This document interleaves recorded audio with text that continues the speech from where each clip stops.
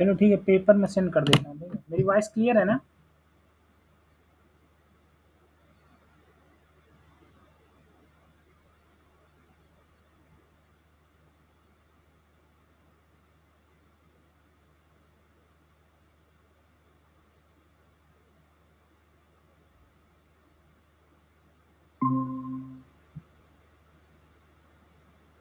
मेरी voice clear है या नहीं?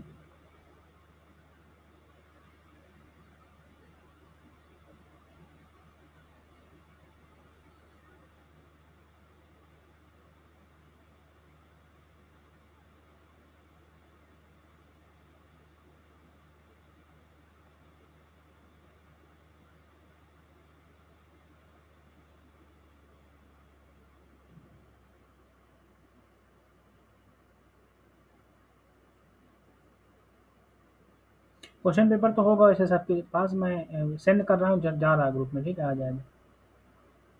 कौन सा क्वेश्चन बताना था सबसे लास्ट ना?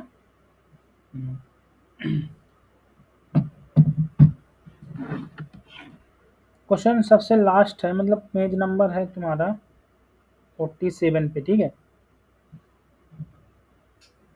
47 पे है। अच्छा, इस क्वेश्चन को कैसे सॉल्व करेंगे? किसी को कोई आइडिया?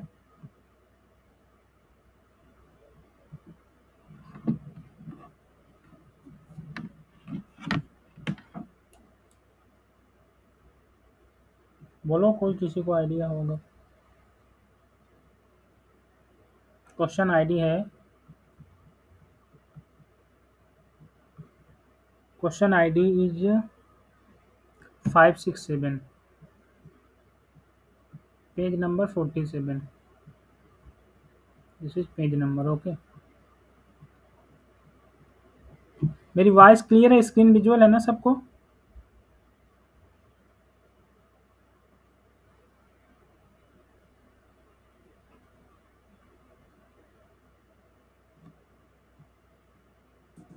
हाँ सर, क्लियर है। ठीक है, तो क्वेश्चन देखो क्या कह रहा है। क्वेश्चन कह रहा है late xn and x be a random variable defined on the common probability space, मतलब सेम probability space है xn का और x का। Okay, xn and greater or equal to 1 and x, ये दोनों का सेम probability space है। Okay, इनका probability space सेम है।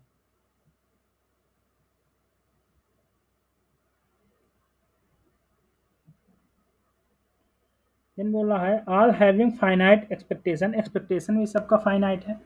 In expectation of x order n, expectation of less infinite, in expectation of x is also less infinite. Okay, then बोला है कि having characteristic function. ठीक है, सी एच क्या है इसका? कैरेक्टरिस्टिक फंक्शन क्या है? कैरेक्टरिस्टिक फंक्शन है तुम्हारा एक्सन का है तुम्हारा phi of n, and x का क्या है? फाई। ओके, ये एक्स का है और ये एक्सन का है। देन ये बतलाओ, देन इनमें से कौन सा ट्रू होगा? कुछ statement is true. Okay, are true. Okay, तो फर्स्ट स्टेटमेंट बताओ, फर्स्ट स्टेटमेंट ट्रू है। पहला उसने बोला है ए पार्ट या फर्स्ट, फर्स्ट उसने बोला है कि if expectation of x n converge in expectation of x,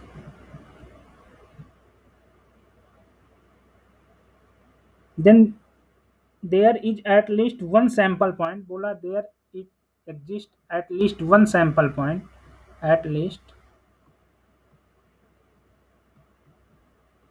one sample point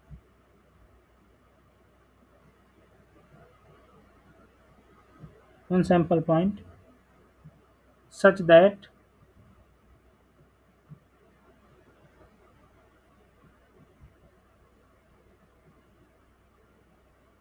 xn omega converge in x। बताओ ये ट्रू है या false? x of omega. True sir, ये अगर कन्वर्ज इन प्रोबेबिलिटी में ट्रू होता है कि अगर कन्वर्ज इन मीन ट्रू है तो कन्वर्ज इन प्रोबेबिलिटी होगा। कन्वर्जन मीन है तो कन्वर्जन प्रोबेबिलिटी होगा। ये ट्रू होता है कि यस। कन्वर्ज नहीं सर, जो मीन की प्रॉपर्टी होती है बड़ी होती है, और अगर कांस्टेंट केस है तो कन्वर्स तो कन्वर्स भी ट्रू होता है।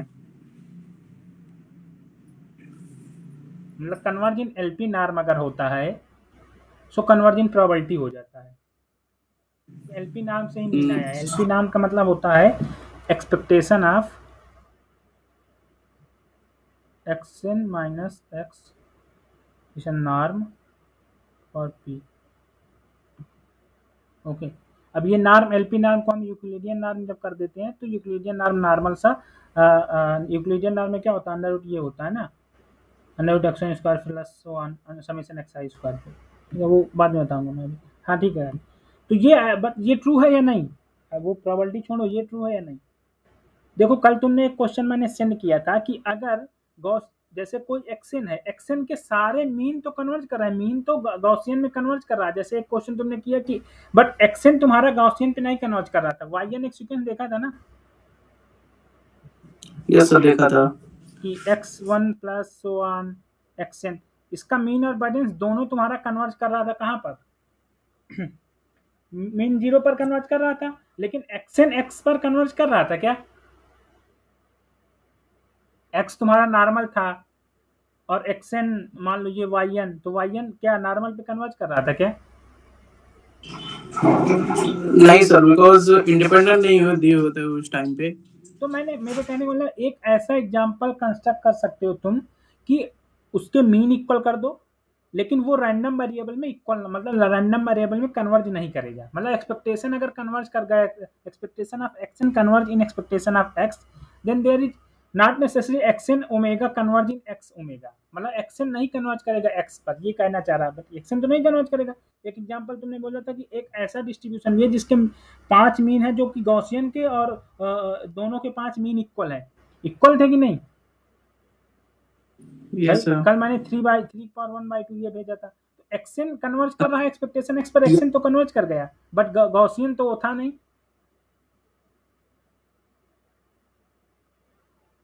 तो ये फॉल्स है, ठीक है,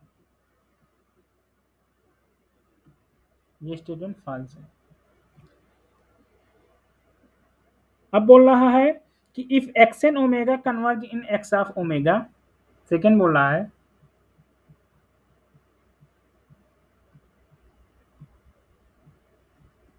ये सर एक्स। जो इसमें दिया, हाँ सर, ये जो कह रहा है कि क्या एटलीस्ट वन है, हमें सर इन जनरल तो बात ही नहीं करनी है, बस एक ही पॉइंट को प्रूव करना है। नहीं तो एटलीस्ट 1 पॉइंट पे कहाँ कन्वर्ज कर रहा है? गॉसियन में क्या होते हैं पॉइंट, और उस पे जो मैंने भेजा था 3 के पावर 1 में, उसमें क्या पॉइंट है?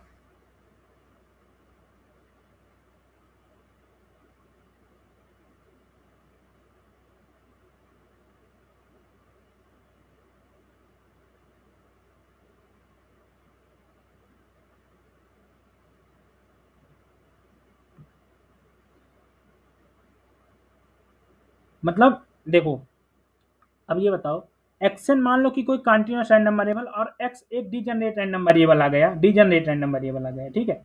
तो ये बताओ कि ये पूरा कहाँ एटलीस्ट 1 पॉइंट पे कहाँ कन्वर्ज करेगा? लेकिन इन दोनों का ऐसा तुम कंस्ट्रक्ट कर सकते हो कि एक्सन एक ऐसा सीक्वेंस लो, एक्सन जिसका एक्सपेक्टेशन एक्स के इक्वल हो जाए, कन्वर्ज कर जाए।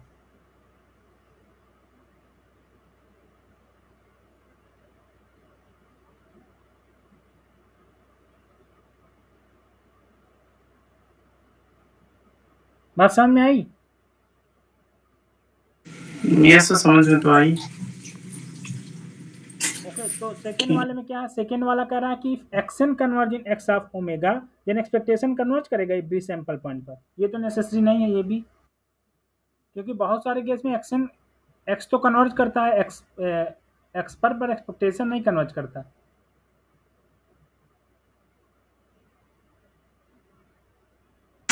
यस सर, ये ट्रू है। ये ट्रू है। Yes sir. एक्सपेक्टेशन क्या होता है? एक्सपेक्टेशन इनफाइनाइट भी एग्जिस्ट कर सकता है ना एक्स का। Okay, yes action sir. Converge कर गया एक्स पर एक्स का एक्सपेक्टेशन इनफाइनाइट, लेकिन यहाँ पर तो ऐसे फाइनाइट दिया है उसने, बोला कि एक्स का भी फाइनाइट है, मतलब एक्सपेक्टेशन, लेकिन नहीं कन्वर्ज करता। जैसे तुम एक एग्जांपल लेना कि जैसे शो करना, हो सकता है इस वाले एग्जांपल पे आ जाए 10 fx है ये, ठीक है, ये तुम्हारा माइनस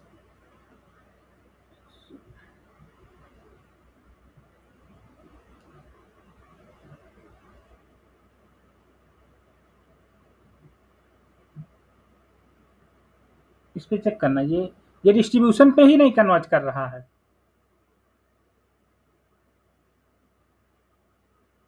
तो ये 1/2 पर कन्वर्ज करेगा, 1/2 पर जब कन्वर्ज करेगा ये, तो एक्सपेक्टेशन क्या होगा?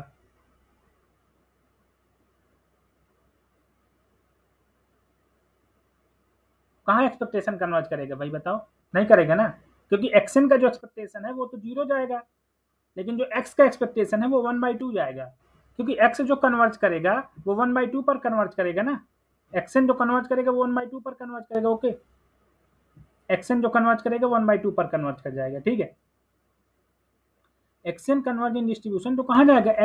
1/2 पर जाएगा, और 1/2 में एक्सपेक्टेशन भी 1/2 आएगा। 1/2 मतलब एक कांस्टेंट में कन्वर्ट करा तो कांस्टेंट में कांस्टेंट ही आएगा, लेकिन एक्शन का जो एक्सपेक्टेशन आएगा वो क्या आएगा? एक्शन का एक्सपेक्टेशन, एक्शन का एक्सपेक्टेशन क्या आएगा? ये तो यूनिफॉर्म है ना, ये तो 0 है, सिमेट्री के बाद 0, तो इसका 0 आएगा। तो एक्सपेक्टेशन एक्स 1/2 आ रहा है और ये 0 आ रहा है, तो कहाँ ये ट्रू है? Yes sir. ठीक है, अब आते हैं थर्ड पे। थर्ड में कह रहा है कि if x n omega is converge in x omega for every. Sir मैं यही चीज कह रहा था कि जैसे आपने एक पॉइंट लगा के सेकंड वाला ट्रू को फॉल्स किया था, हाँ फर्स्ट वाला सर इसका जस्ट अपोजिट है। उसमें कह रहा है कि एटलीस्ट 1 पॉइंट क्या पॉसिबल है, हमें ये नहीं समझ में आया था। जैसे इसमें तो एक कंट्राडिक्ट एग्जांपल देके हम इस स्टेटमेंट को फॉल्स प्रूफ कर दे रहे हैं, बट पहले वाले में क्या था सर, एटलीस्ट एक ही सैंपल के लिए बात कर रहा था कि हमें एक मिल जाए तो क्या इसके इसके बराबर होगा। क्या ऐसा कोई एग्जिस्ट कर रहा है एक सुनो सैंपल? तुम ये बताओ, एक्शन को तुम एक्स जब एक्सपेक्ट, ये बताओ दो सीक्वेंस का एक्सपेक्टेशन इक्वल हो सकता है कि नहीं?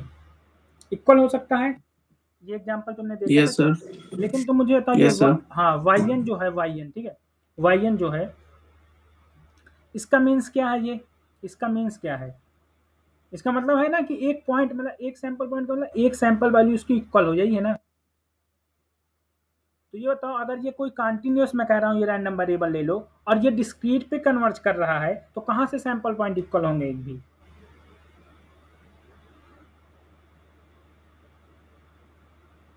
हाँ उस केस में सर नहीं होंगे। तब नहीं होंगे, एक तो है कहाँ एग्जिस्ट किया एटलीस्ट। लेकिन एक कंटिन्यूअस का एक्सपेक्टेशन और एक डिस्क्रीट का एक्सपेक्टेशन दोनों इक्वल हो सकते हैं।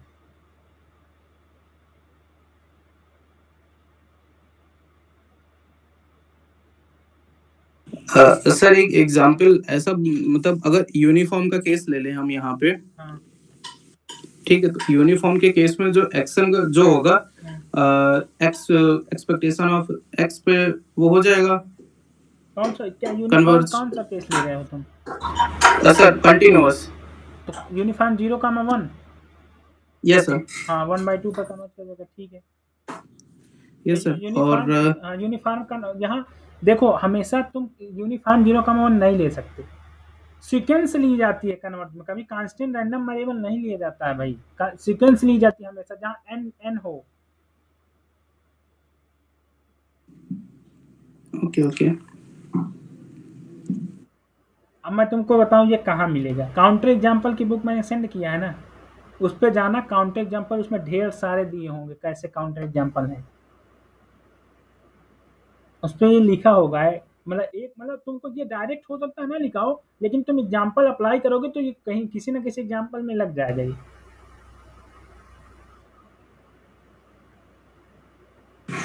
Okay sir. ठीक है, अब थर्ड पे आते हैं। थर्ड क्या कह रहा है? If x n omega in convert to x omega for every sample point then phi of, ये तो ट्रू है ना कि भाई एक्सएन ओमेगा अगर एक्स ओमेगा पर कन्वर्ज कर रहा है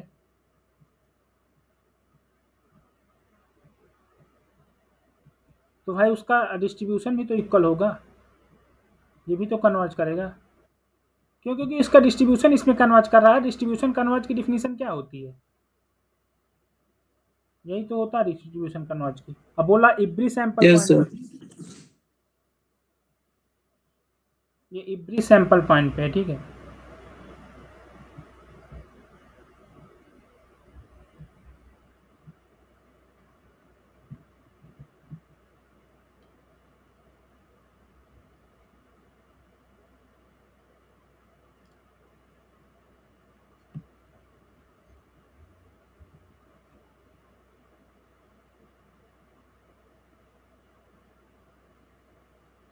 अब आते हैं फोर्थ में, ये ट्रू हो, ये बाय डिफिनीशन ट्रू है, ठीक है। ये डिफिनीशन ही होती है कि अगर एक्स एन एक्स में कन्वर्ज कर रहा है तो उसका कैरेक्टरिस्टिक फंक्शन भी कन्वर्ज करेगा इब्री सैंपल पॉइंट में अगर कन्वर्ज कर रहा है, ठीक है। लेकिन फोर्थ क्या होगा? फोर्थ कह रहा है कि अगर फाई एन टी कन्वर्ज कर गया तुम्हारा फाई ऑफ टी पर, then xn converge in at least one point to x of omega। बताओ, एट लीस्ट वन।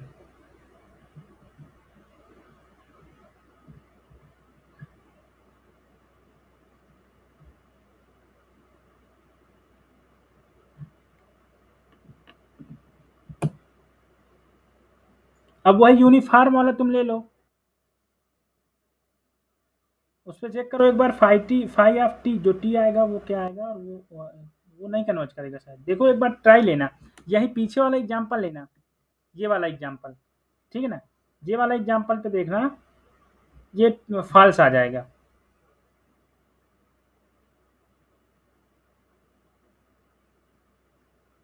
ओके, ये ट्रू नहीं होता इन जनरल। वो जर्नल पूछा ये एट मतलब इन जनरल ट्रू नहीं होता, लेकिन एट लीस्ट में भी तुम काउंटर बना दोगे।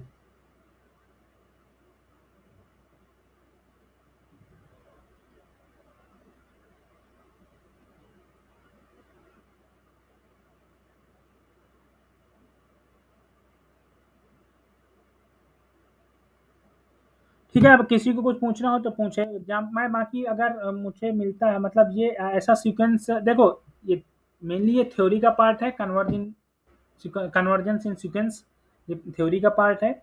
और इसमें एग्जांपल खुद से कर सकते। मैंने एक एग्जांपल ऐसा मतलब मेरे अकॉर्डिंग जो मैं एग्जांपल सेट कर रहा हूँ, इसको ले लो कंटिन्यूस, इसको ले लो डिस्क्रीट। तो कंटिन्यूस और डिस्क्रीट में कभी वो नहीं हो सकता रिलेशन, तो इसलिए इसके सारे ऑप्शन, तीन ऑप्शन फॉल्स है। मतलब सेकेंड में तो हमने लॉजिक दे दिया, ठीक है। फर्स्ट ऑप्शन कंटिन्यूस और डिस्क्रीट से फॉल्स है, फोर्थ भी फॉल्स है, डिस्क्रीट और कंटिन्यूस। लेकिन सेकेंड तो बाय डिफिनीशन ट्रू है, वो सॉरी थर्ड तो बाय डिफिनीशन ट्रू है। अब किसी को ना आया हो समझ में तो बोले, नहीं तो अब आगे साल करते हैं, अगले ईयर का पेपर।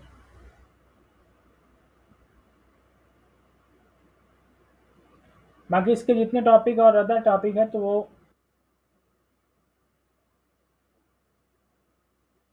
जब स्टार्ट करेंगे वो टॉपिक तब बताएंगे, ठीक है।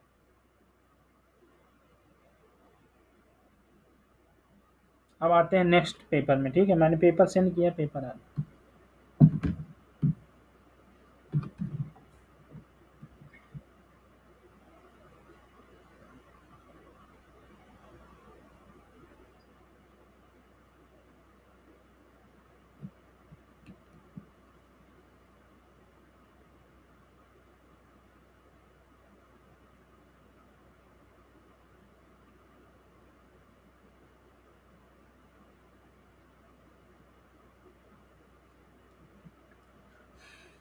ये है CSIR नवंबर 2021 में पेपर तो CSIR का हुआ नहीं है।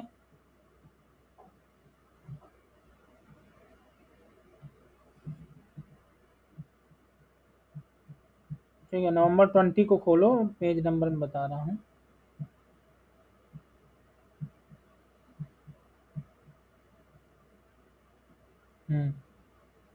पेज नंबर है 31 पे आओ। 31 पे उसने बोला है कि if x follow 0, x follows uniform 0, 100. Let y denote the greatest integer smaller than or equal to x. y क्या है? ग्रेटेस्ट इंटीजर है, ठीक है। ग्रेटेस्ट इंटीजर x है y। तो बताओ ग्रेटेस्ट इंटीजर का डिस्ट्रीब्यूशन क्या होगा, या फिर प्रोबेबिलिटी निकालनी है जो वो निकालो, या तो डिस्ट्रीब्यूशन निकालो डायरेक्ट या फिर प्रोबेबिलिटी से वो करो वर्क। तो फर्स्ट ऑप्शन क्या है? Probability of y less 25। इसको कैसे सॉल्व करेंगे बताओ? यहाँ देखो probability of greatest integer x less or equal to 25।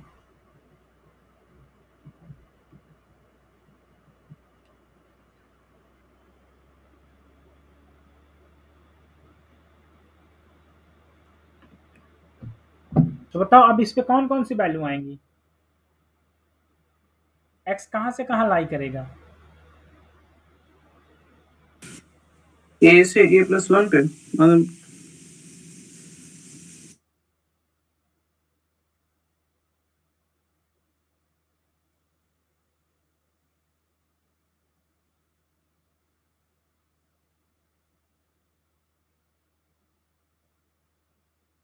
a से a+1 पे लाई करेगा।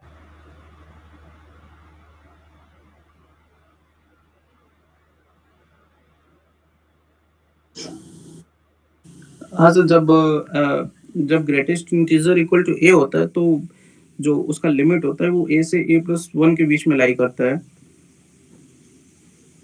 इस पे लेस आर इक्वल टू बोला है।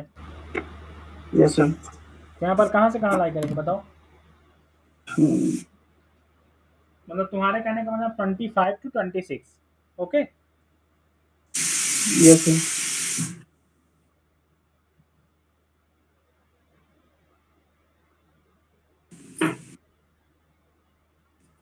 सर इसको डायरेक्ट ओपन कर लेते हैं।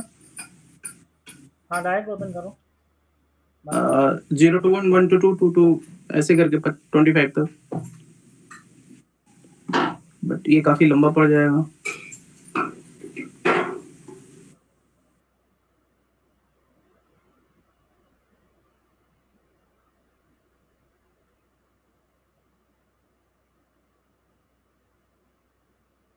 अच्छा ये बताओ, एक दिन मैंने तुम्हें ग्रेटेस्ट इंटीजर का पीडीएफ फाइंड करना सिखाया था।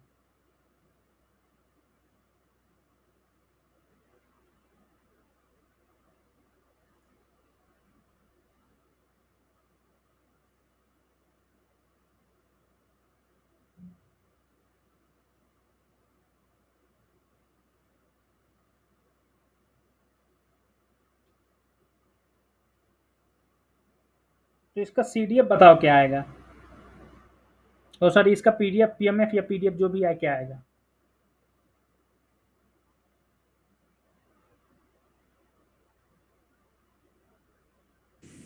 शायद जियोमेट्रिक होता है। अरे भाई ग्रेटेस्ट मैंने देखो लर्न किया था, याद नहीं है एग्जैक्टली। याद नहीं किया जाता ये क्वेश्चन, तुम याद मत करो तो ज्यादा से इसका लॉजिक समझो सिर्फ कि हम कैसे सॉल्व करते हैं ग्रेटेस्ट इंटीजर को।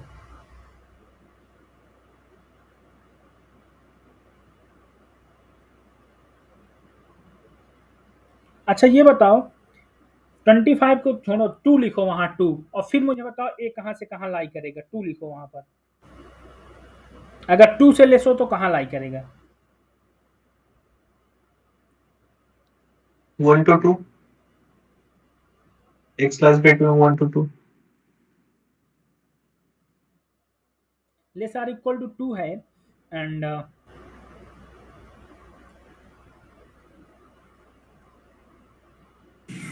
सर 0 to 3 में लाई करेगा।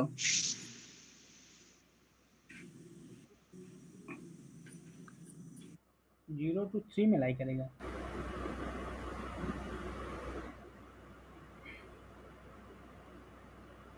कंफर्म कर लो।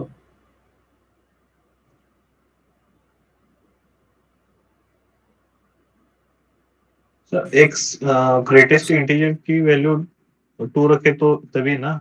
नहीं मैं कह रहा हूँ less or equal to 2, greatest integer of x less or equal to 2।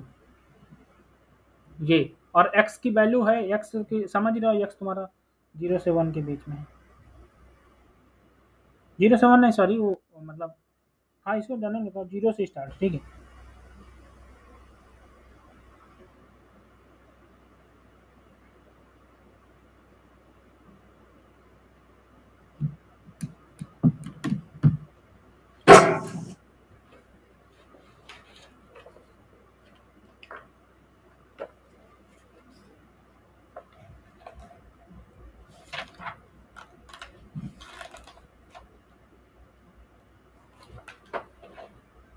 चलो अच्छा देखो, तो अगर प्रोबेबिलिटी के टर्म में अगर इसको मैं ओपन करता तो इंटीग्रेशन ऐसे करता, 0 to 1, देन 1 to 2, और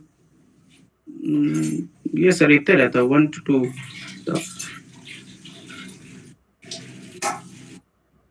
इसको तुम कह रहे हो कि अगर मैं इसको ओपन करता तो 0 to 1, ठीक है, इसको हाँ ठीक है, ये सर अगर इसको प्रोबेबिलिटी के टर्म में मैं इसको ओपन करता तो ठीक है, इसको प्रोबेबिलिटी के टर्म में तुम ओपन कर रहे हो तो क्या आएगा, तुम क्या बोल रहे हो, ये 0 to 1 जाएगा, फिर सो ऑन ऐसे 25 मतलब 24 to 25, okay. Yes sir, yes sir. यहाँ और पर जब तुम्हारा इंटीग्रेशन करेंगे तो सर लोअर लिमिट इसमें पुट हो जाता है ग्रेटेस्ट इंटीजर में। हाँ हाँ, लोअर लिमिट पुट हो जाएगा, तो यस सर, ये अप्रोच सर मुझे पता है, जो मतलब ऐसे इंटीग्रेशन इसका सॉल्व किया जाता है। तो 0 to 1 एंड यहाँ greatest integer of x, then PDF तो सब में कॉमन है, तो 1/100, ठीक है, ओके, dx सो ऑन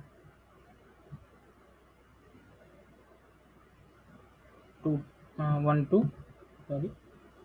2।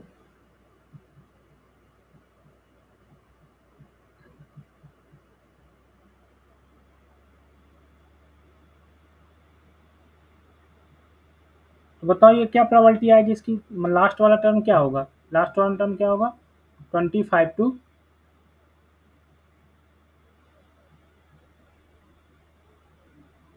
26, यही होगा ना, 26।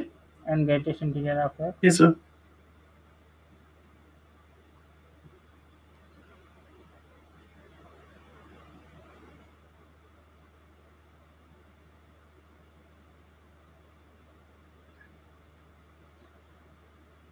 तो पहले तो 0 हो जाएगा, ठीक है, दूसरा 1 आएगा, 1 फिर 1, लास्ट वाला क्या आएगा 25,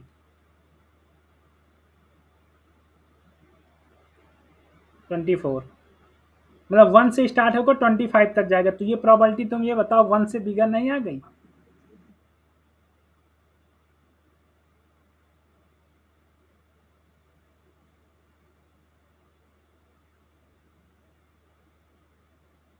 बोलो। अब साल करने पर क्या आएगा, 1 + 2 + सो ऑन 25, यही आएगा ना ऊपर, और नीचे क्या आएगा 100, और ऊपर वाले को, एक मिनट बिगर नहीं आएगा, ऊपर वाले को सॉल्व करेंगे कितना आएगा, 25 × 26, सॉरी आ गया 100 × 20, sorry 2, okay, yes sir, greater than 1 आ रही है। ग्रेटर देन 1 आ रही है, यस सर। 4,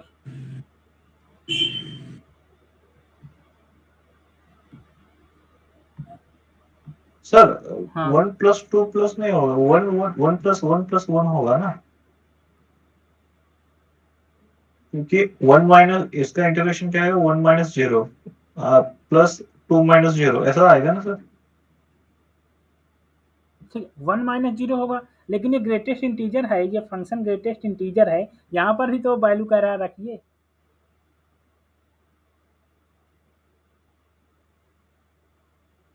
यहाँ ग्रेटेस्ट इंटीजर लिया जाएगा, श्योर हो,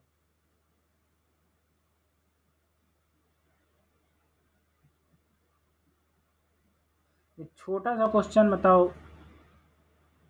अच्छा ये बताओ, अगर ये होता तो फ्रैक्शनल क्या फॉलो कर, फ्रैक्शनल क्या होता, फ्रैक्शनल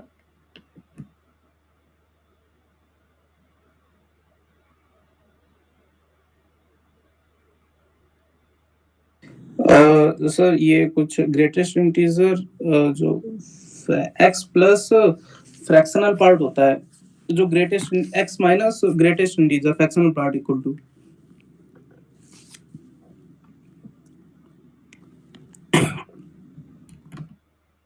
अच्छा,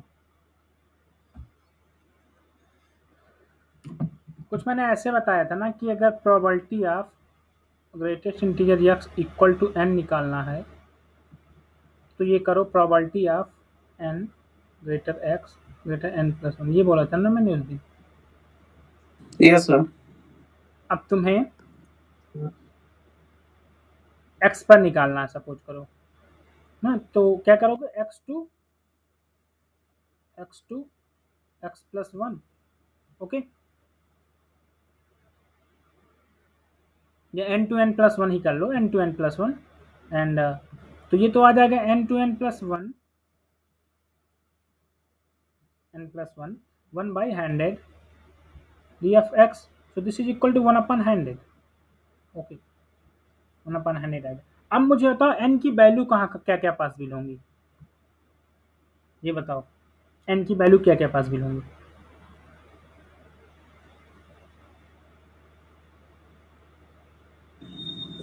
सर n 0 से स्टार्ट होगा या 1 से स्टार्ट होगा?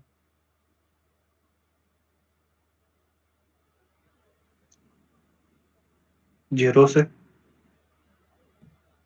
Wait a minute, okay, this is wait a minute,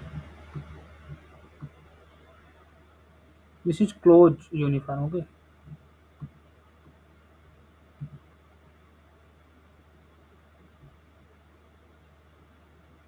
okay n 0 से स्टार्ट होगा, ठीक है, और वैल्यू कहाँ तक टेक करेगा?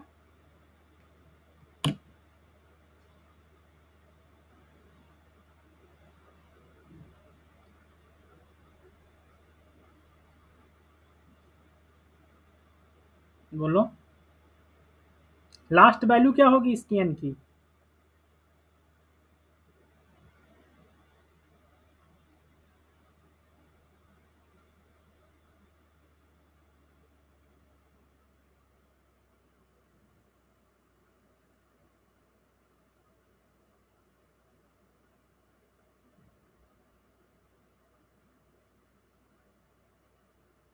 बताओ।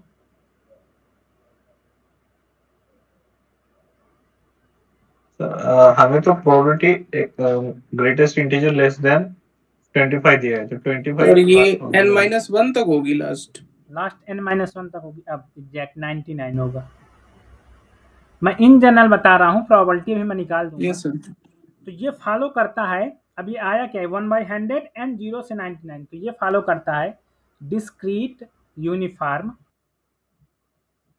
0 to 99, 0 1 2 so on 99, ओके ठीक है।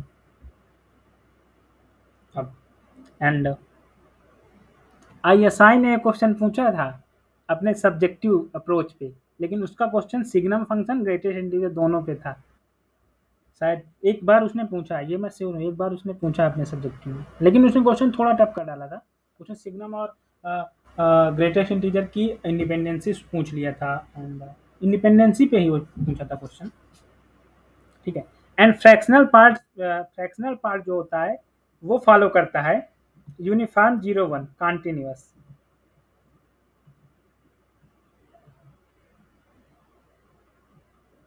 ये तुम लोग शो करना, ठीक है। अब आते हैं प्रोबेबिलिटी पे।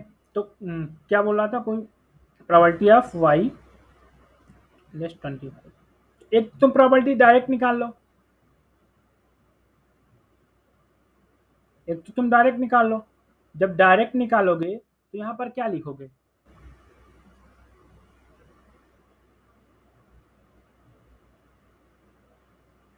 बताओ। या तो ग्रेटेस्ट इंटीजर तुम्हें पता चल चुका कि ग्रेटेस्ट इंटीजर डिस्क्रीट पे है, तो ये प्रोबेबिलिटी आ जाएगी तुम्हें 26/100। डायरेक्ट डिस्क्रीट अगर ये है तो या तो फिर इसको तुम ब्रेक करो, 0 लेगा 0, फिर इसका मतलब यही है ना, probability of x equal to 0, so probability of x equal to 1, इसका मीन्स तो यही हुआ ना, so on that plus probability of x equal to 25, यही होगा ना,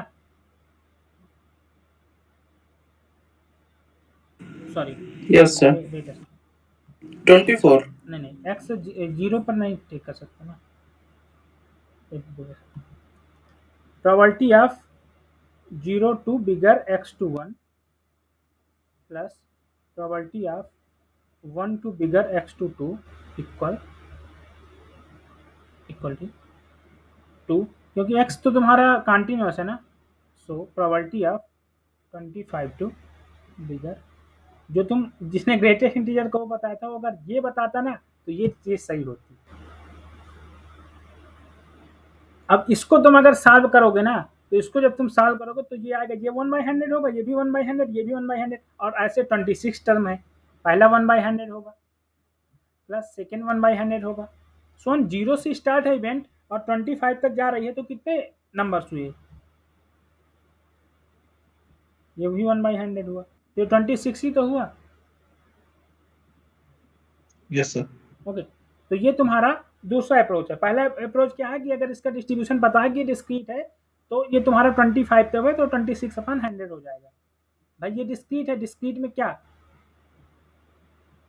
0 से वैल्यू स्टार्ट कर रहा है ना, तो डिस्क्रीट 0,99, ओके 0,99, 0 1 2 ऐसे सो ऑन, ठीक है 99 तक, तो ये डिस्क्रीट वैल्यू टेक कर रहा है, तो ये क्या आएगा, ये 25 तक है, 25 तक इक्वल होना चाहिए, इसका मतलब अब इसको अगर तुम y मान लो वेरिएबल ना, तो मान लो ये ग्रेटेस्ट इंटीजर तुम्हारा फॉलो कर रहा है, ग्रेटेस्ट इंटीजर फॉलो कर रहा है ये, ठीक है, तो ग्रेटेस्ट इंटीजर को तुम y रैंडम वेरिएबल नेम दे दो, तो random variable y, probability of y less or equal to 25, this mean nothing but probability of y equal to 0 plus probability of y equal to 1, so on क्या होगा, probability of y equal to 25, okay, but this probability is equal to 1/100 because this is discrete uniform, again 1/100, so on 1/100, so this is equal to 26/100, okay। अब बताओ इसका expectation भी तुम find कर सकते हो, y का एक्सपेक्टेशन भी फाइंड कर सकते हो। भाई y डिस्क्रीट यूनिफॉर्म है तो डिस्क्रीट का भी एक्सपेक्टेशन क्या होता है, b प्लस a/2, यानी 99/2 होगा, 50 नहीं हो सकता, 101/2 नहीं हो सकता, हो गया तो सेकेंड ट्रू हो गया। अब किसी को डाउट हो इसमें तो पूछो, इधर आगे सॉल्व करते हैं।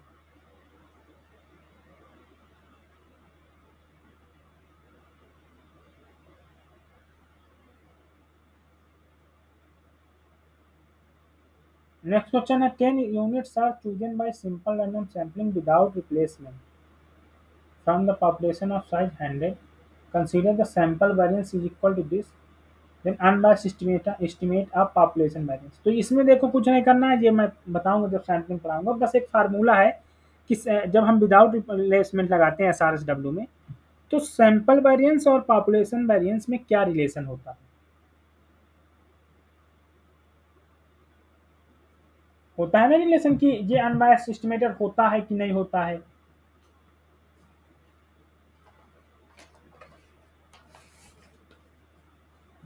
अच्छा ये बताओ कि जो सैंपल जो विदाउट रिप्लेसमेंट होता है वो किस डिस्ट्रीब्यूशन को फॉलो करता है,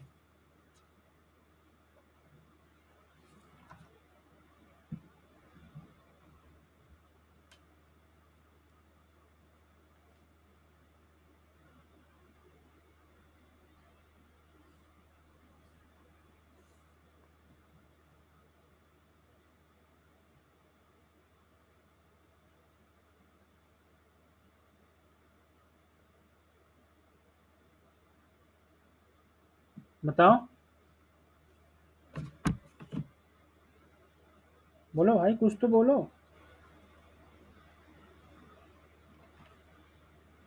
क्या पूछा सर? मैं ये पूछ रहा हूँ कि जो सैंपल वेरिएंस होता है विदाउट रिप्लेसमेंट में वो किस डिस्ट्रीब्यूशन को फॉलो करता है। ठीक है, डिस्ट्रीब्यूशन मत दिखलाओ। अच्छा, अब क्वेश्चन थोड़ा सा मैं बदल रहा हूँ। क्वेश्चन ये है कि जो जैसे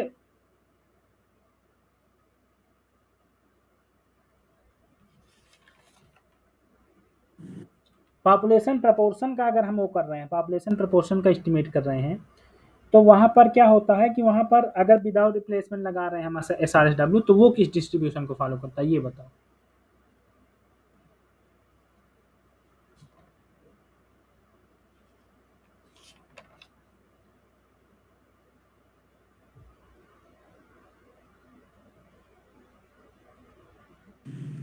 बाइनोमियल।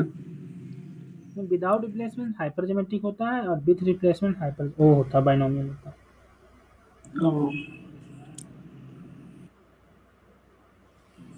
प्रोपोर्शन में पी क्यू याद था, तो पी क्यू अपॉन एन करके कुछ होता था ऐसे ही। नहीं, PQ अपॉन रूट एन होता है, लेकिन विथ रिप्लेसमेंट जब हम लगाएंगे, विदाउट में ऐसा नहीं होता। Yes yes.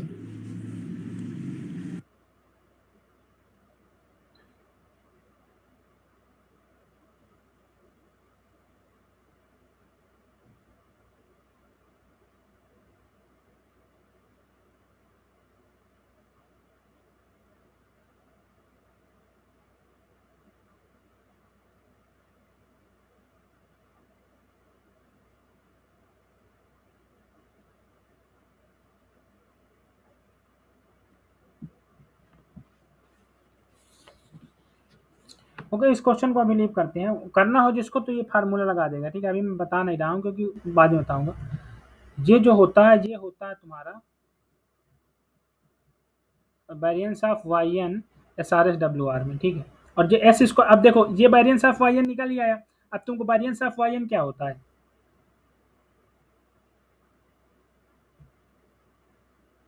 अब उसने बोला कि पॉपुलेशन वेरिएंस का तुम्हें बताना है, तो इसको पॉपुलेशन वेरिएंस के इक्वल कर देना और इससे इसमें एक्सपेक्टेशन लेके एस्टिमेट निकाल लेना, निकल आएगा, ठीक है।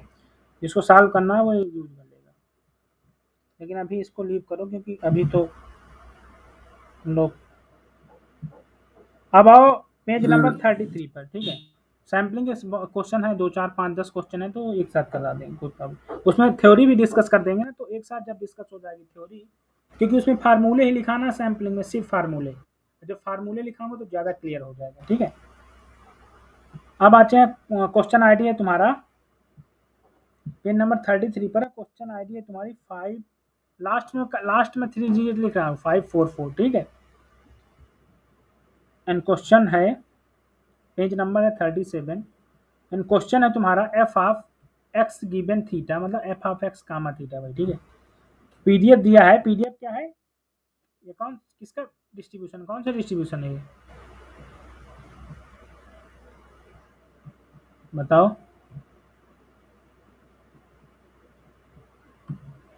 ये कौन सा डिस्ट्रीब्यूशन है, किसी को कोई आइडिया।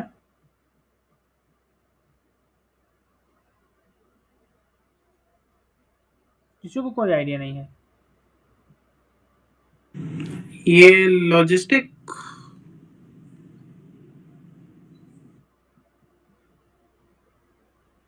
हाँ, लॉजिस्टिक डिस्ट्रीब्यूशन ही है।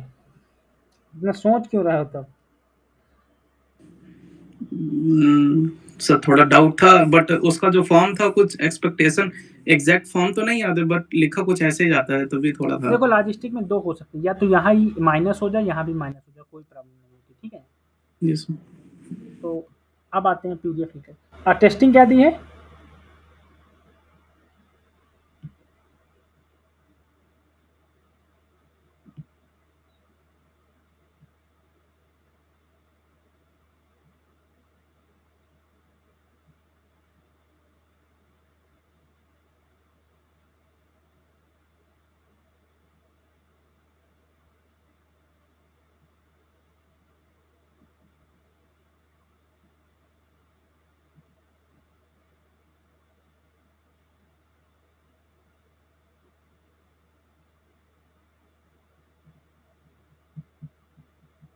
तो अब बताओ इसमें क्या होगा, बताओ अब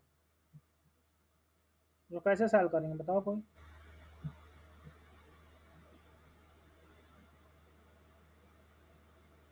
बताओ भाई, तुम्हारा एफ ऑफ एक्स क्या है?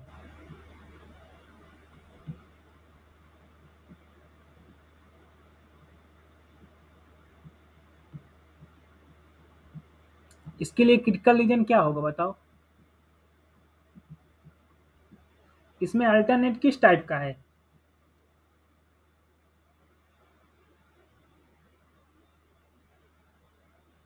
और ये एमएलआर किस स्टैटिस्टिक में है?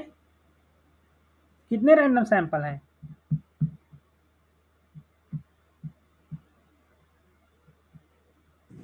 एक है। एक रैंडम सैंपल है तो एक में एमएलआर एक्स में ही होगा। Yes sir. ये नॉन डिक्रीजिंग भी है, ठीक है। तो ये सर नॉन डिक्रीजिंग होगा तो नॉन सर जो डिक्रीजिंग है, हमारा एमएलआर एक्स में है, तो मैंने क्या बोला था क्रिटिकल कि रीजन बनेगा वो सेम बनेगा। अल्टरनेटिव के बेसिस अल्टरनेटिव पे। है।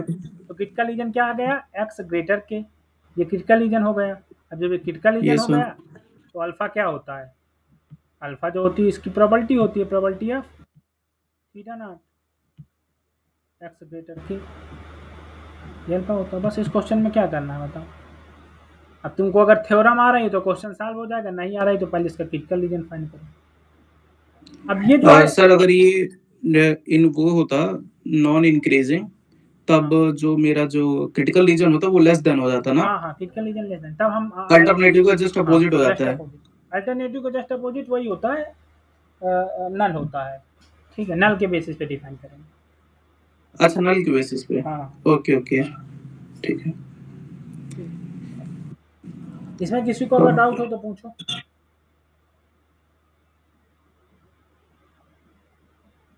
देखो ये प्रॉपर्टी जरूर पढ़ लो, ठीक है। मैंने एमएलआर जरूर पढ़ लो, क्योंकि एमएलआर अगर जिसका क्लियर है ना, मोनोटोन लाइक्लीहुड, उसका टेस्टिंग में क्वेश्चन गलत नहीं होता। किस फैमिली में कैसा एमएलआर एग्जिस्ट करेगा, ठीक है ना। एमएलआर पढ़ लो। तो ये नॉन डिक्रीजिंग है,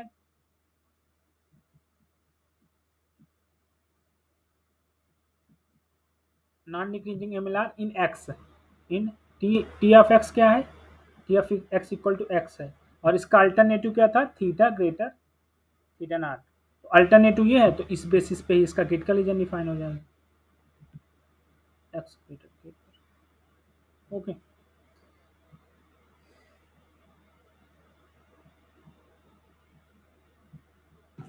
सर क्या ऐसा पॉसिबल है कि वन ऑब्जर्वेशन के केस में जो हमारा जो एमएलआर है वो सर नॉन इंक्रीजिंग हो जाए? नॉन इंक्रीजिंग हो जाए तो उसके लिए ऐसा पॉसिबल क्योंकि सर इन जनरल तो चेक नहीं करते हैं बट एग्जाम में दे सकते हैं। हाँ क्यों नहीं क्या हो ऐसा सकता? पॉसिबल है? ऐसा पॉसिबल है। तुम एक्सपोनेंशियल ले लो, एक्सपोनेंशियल माइनस थीटा एक्स ले लो, उसमें पॉसिबल ना, वन पैरामीटर ले लो, टेस्टिंग यही लगा लेना, यही मतलब हाइपोथेसिस टेस्टिंग कर लेना, ठीक है। जब वो फैमिली ही नॉन इंक्रीजिंग की होती है तो उसमें वन सैंपल ले लो। बात समझ में आई? Yes sir I mean sir आप कह रहे हैं कि हाँ एक्सपोनेंट ये e ले की लो, पावर माइनस ये थीटा ले है लो, हाँ ठीक है। राइट? अब जब ये फैमिली ही पूरी होती है non decreasing, oh sorry non increasing increasing in t x, और टी एक्स एक्स ही एक ही सैंपल लोगे तो एक्स ही होगा टी एक्स, और टेस्टिंग वही डिफाइन कर दोगे तो अल्टरनेट के बेसिस पे थोड़ा डिफाइन होगा, ठीक है। बात क्लियर हुई? ठीक है ठीक है।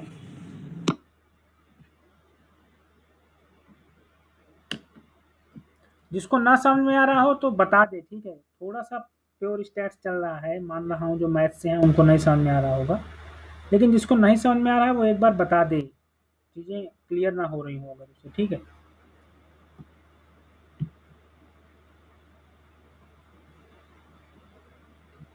नेक्स्ट क्वेश्चन अभी लीव करो, प्रोबेबिलिटी बाद में करेंगे, ठीक है। पहले ये सब इन्फ्लुएंस कर लेते हैं, ये कर लेते हैं, फिर प्रोबेबिलिटी करेंगे।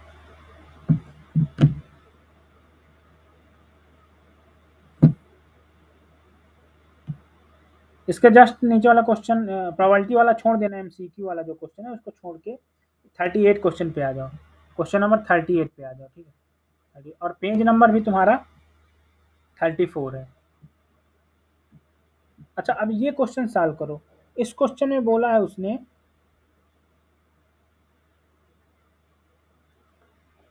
कॉमन पीडीएफ रैंडम वेरिएबल का एफ ऑफ एक्स कामा थी log थीटा के power x divide by theta minus 0 to x to 1 and theta is greater 1 unknown parameter. Then बोला है t equal to summation xi I equal to 1 to n. तो ये complete होगा, sufficient होगा, sufficient but not minimal sufficient, complete sufficient, neither complete not sufficient. बताओ क्या होगा ये. n रैंडम सैंपल है.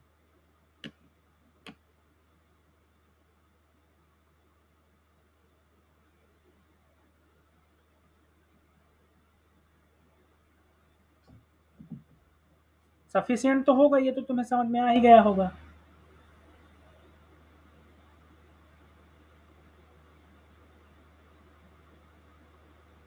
ये भी किसी को डाउट है सफिशियंसी में?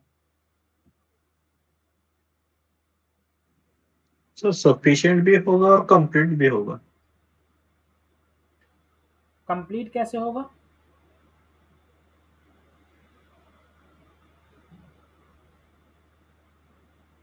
अगर हम एक्सपोनेंशियल फैमिली में इसे मतलब एडजस्ट कर दे तो हो जाएगा. और इसका पैरामीटर भी स्पेसिफाइड है, थीटा इज ग्रेटर देन 1 और मतलब 1 to 1 फंक्शन भी है थीटा और sample of the 1 to 1 function क्यों लगाएंगे? 1 to 1 मतलब कि जैसे कि यहाँ पे 1 पैरामीटर है और हमारा ऑब्जर्वेशन भी है x, तो ऐसा 1 to 1. ये इन जनरल नहीं ट्रू होता है. 1 to 1 की ये डिफिनेशन होती है कि एक पैरामीटर है और एक ये. नहीं मतलब जैसे कि मुझे बताए कि देख यहाँ पे जैसे कि एक ही पैरामीटर थीटा. हाँ. और समेशन एक्स आई कंप्लीट होगा. अगर समेशन जैसे कि हमें नॉर्मल भी होता है समेशन एक्स आई. मेरी बात समझो, जैसे एक्सपोनेंशियल फैमिली तुम कह रहे हो, एक्सपोनेंशियल फैमिली में कन्वर्ट कर लीजिए एंड 1 to ये सम कंप्लीट एंड सफिशिएंट हो जाएगा. देन तुम ये बताना normal theta gamma theta square it is a member of complete exponential family और नॉट.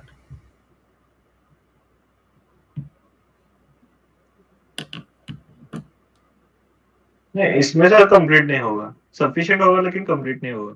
ये एक्सपोनेंशियल फैमिली का मेंबर है या नहीं ये बताओ.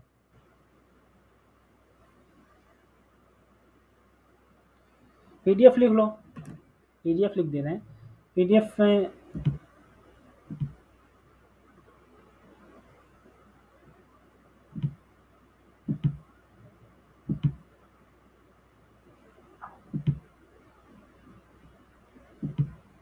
ओके.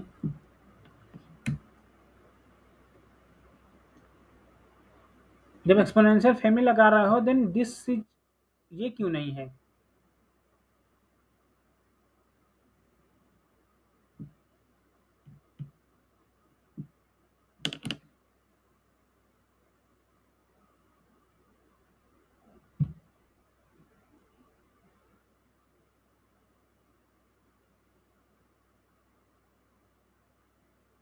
देखो एक्सपोनेंशियल फैमिली में मैंने एक दिन मिनिमम कैनोनिकल फॉर्म बताया था या फुल रैंक की बात किया था, एक दिन मैंने ये बताया था थ्योरी पे.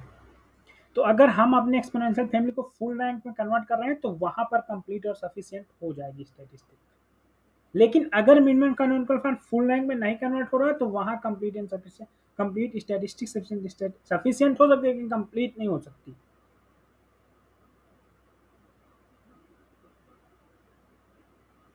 तो वो लॉजिक हो, ये एक्चुअली में फुल रैंक फैमिली नहीं है, नॉर्मल में कर्व फैमिली है ये फुल रैंक नॉर्मल फैमिली नहीं है.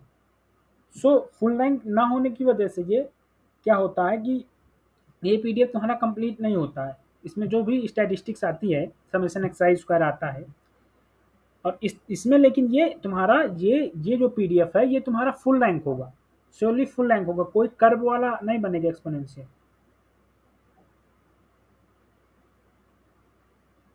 तो तुम लोग ट्राई करना इस क्वेश्चन को कन्वर्ट करना फुल रैंक पे. जब ना होगा देखो फुल रैंक जरूर जानो, क्यों? क्योंकि ऐसे मतलब एक होता है ना कि तुक्के से बोल दिए कि सर एक्सपोनेंशियल फैमिली का member, so this is true. But मैं मेरे कहने का मतलब है कि एक्चुअली में मेरे साथ भी होता था, ऐसा नहीं है कि मैं कहीं से उतर कर मुझे भी पता, मैं भी बहुत एक्सपोनेंशियल में कंफ्यूज होता था। बट ये बात क्लियर हुई, मैं आईआईटी कानपुर में जब गए, उन्होंने मतलब हमारे प्रोफेसर ने बताया कि कब हम लोग कंप्लीट कहेंगे, कब ये। तो बात को समझो कि एक्सपोनेंशियल पे ऐसे नहीं नहीं देखो, एग्जामिनर सेट करने वाला क्वेश्चन अननोन पीडीएफ दे देगा, तुमको पीडीएफ का कोई आइडिया नहीं रहेगा, पीडीएफ का कोई आइडिया नहीं रहेगा, तुम्हारा क्वेश्चन गलत हो जाएगा। मान लो उसने पीडीएफ दे दिया और पीडीएफ कर्व का दे दिया, कर्व एक्सपोनेंशियल फैमिली का। जरूरी है कर्व एक्सपोनेंशियल में खाली यही पीडीएफ आता हो? बहुत सारे एग्जिस्ट कर सकते हैं ना। स्टैटिस्टिक्स वो ज़्यादा हो, स्टैटिस्टिक्स उस बंदे को ज़्यादा आती है जो मोर प्रैक्टिस प्रॉब्लम करता है, क्योंकि स्टैटिस्टिक्स थ्योरेटिकल अगर स्टार्ट करना है तो तुम्हें प्रैक्टिस बहुत करनी पड़ेगी, क्वेश्चन प्रॉब्लम बहुत सॉल्व करना पड़ेगा। और प्रोफेसर लोग तो रिसर्च करते रहते हैं, उन लोगों को तो रिसर्च करना है, तो वो लोग तो नए नए पीडीएफ नए नए हर एक चीज़ डिजाइन ही होता रहता है उनका। तो इसलिए कॉन्सेप्ट को समझो कि क्यों नहीं हो रहा, क्यों एक्सपोनेंशियल फैमिली में कब कंप्लीट होता, कब सफिशिएंट हो। अगर किसी को डाउट है, कल ये क्वेश्चन हम सॉल्व करेंगे डिटेल से। अभी मैंने तुमको सिर्फ हिंट दिया है, जाना क्वेश्चन को बढ़िया सॉल्व करना, वैसे सॉल्व हो जाएगा। अगली क्लास में बाकी क्वेश्चन करेंगे। किसी को कोई डाउट हो तो पूछ ले। हाँ सर, कल आप हमें वो कैनोनिकल फॉर्म वाला अच्छे से एक बार बता सकते हैं? वीडियो देख लेना, मैंने अच्छे से बताया कैनोनिकल फॉर्म, वीडियो हाँ अपलोड हो गया है। ठीक है, हाँ बताया क्या? ठीक है तो हाँ, मतलब एक चलिए, लेक्चर ही ठीक पूरा है। उस पे एक्सपोनेंशियल फैमिली ऑफ डिस्ट्रीब्यूशन में एक लेक्चर है, वो शायद मुझे लग रहा है 1.5 घंटे का लेक्चर हाँ होगा। ठीक है।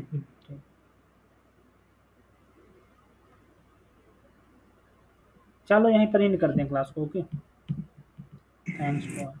ठीक है हेलो हाँ सर, जैसे इसमें सफिशिएंसी, मेरा इन जनरल क्वेश्चन है, जैसे सफिशिएंसी प्रूफ करना तो आसान रहता है, हाँ लेकिन सर बहुत वजह से इसी केस में था सर कि इसमें सर वो रॉ ब्लैकवेल या पिटमैन भी निकालना सर, वो सॉरी उसे लेमन सैफे से भी करना इसको मुश्किल पड़ रहा है, क्योंकि डिस्ट्रीब्यूशन चाहिए होगा और सर डिस्ट्रीब्यूशन फाइंड करने में प्रॉब्लम आ रही है।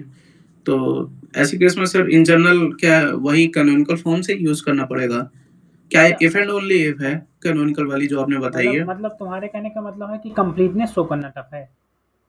Yes sir, problem sir completeness में ही आती है मेन। हाँ, देखो हाँ तो सर ये हाँ एक्सपोनेंशियल फैमिली का मेंबर है तो मोर जनरली एक्सपोनेंशियल लगा दो, मोर जनरली एक्सपोनेंशियल फैमिली के मेंबर दे देते हैं एग्जाम में। लेकिन अगर एक्सपोनेंशियल फैमिली नहीं है तो मैंने बोला था कि कंप्लीटनेस का अपोजिट होता है एनसेलरी। यस सर, पहले सोचो एनसेलरी यहाँ कोई एग्जिस्ट तो नहीं कर रही है, पहले ये माइंड में थिंक करना कि एनसेलरी तो इसके टर्म में कोई एग्जिस्ट नहीं कर जाएगी। ओके देन अगर एनसेलरी एग्जिस्ट कर गई तो ऑटोमेटिक वो कंप्लीट नहीं होगी। ये है टॉप लॉजिक कंप्लीटनेस शो करने का। कंप्लीटनेस शो करने का लॉजिक एनसेलरी स्टैटिस्टिक्स को बहुत अच्छे से आना, जिसे एनसेलरी आता है उसका कंप्लीटनेस नहीं फॉल्स होता कभी, क्योंकि एनसेलरी एंड कंप्लीटनेस आर इंडिपेंडेंट। तो इंडिपेंडेंट का मतलब जानते हो क्या होता है? कॉम्प्लीमेंट एक तरह से। तो एक ही फैमिली ओके सर, मतलब एंसिलरी अगर प्रूफ कर, यस सर, एक ही फैमिली में कभी वही स्टैटिस्टिक एंसिलरी कंप्लीट नहीं हो सकती कभी। तो तुम एंसिलरी खोज लिए तो कंप्लीट तो हो गए ना, एंसिलरी खोजना इजी है। यस सर, उसको तो कर लेंगे। एंसिलरी जैसे एंसिलरी उसके टर्म में अगर तुम्हें मिल गए, वो भी फर्स्ट ऑर्डर एंसिलरी मिल गई, देन तुम समझ जाओगे कि यहाँ कंप्लीटनेस तो ये नहीं होगा।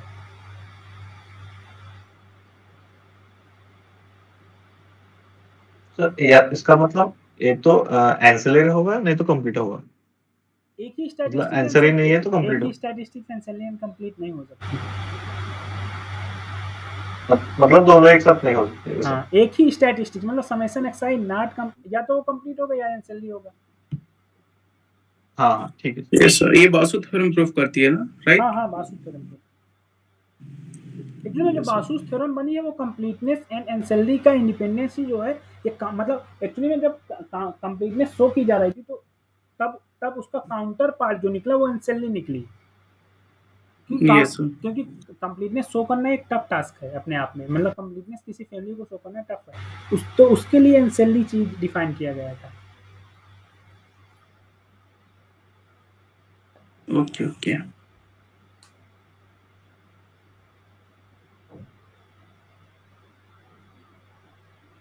क्लियर हो गया सर। ओके।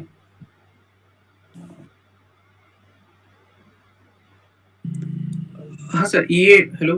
हाँ हाँ बोलो। हाँ, ये जो एक वो अभी जो पूछा था कि एक्सपोनेंशियल जो आपने बताया था, हाँ वो सर इफ एंड ओनली वाली इफ कंडीशन तो है नहीं, कौन सी? If right? एंड ओनली, अगर वो फुल रैंक है तो इफ एंड ओनली, कि सर फुल रैंक, हाँ इफ फुल रैंक है तो if and only if condition है। मैंने एक दिन एक्सपोनेंशियल का पीडीएफ भेजा था, उसको पढ़ लो।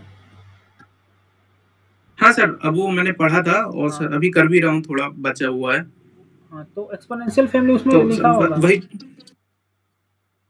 Yes sir, yes sir. उसमें लिखा होगा। सो वही बस कंफर्म करना था कि अगर फुल लाइन प्रूफ करते हैं और सपोज अगर नहीं आता है तो सर ये मतलब होता है कि वो कंप्लीट नहीं होगा फिर तो। हाँ हाँ, अगर फुल रैंक नहीं बनेगी तो कंप्लीट नहीं होगा। Okay, thank you.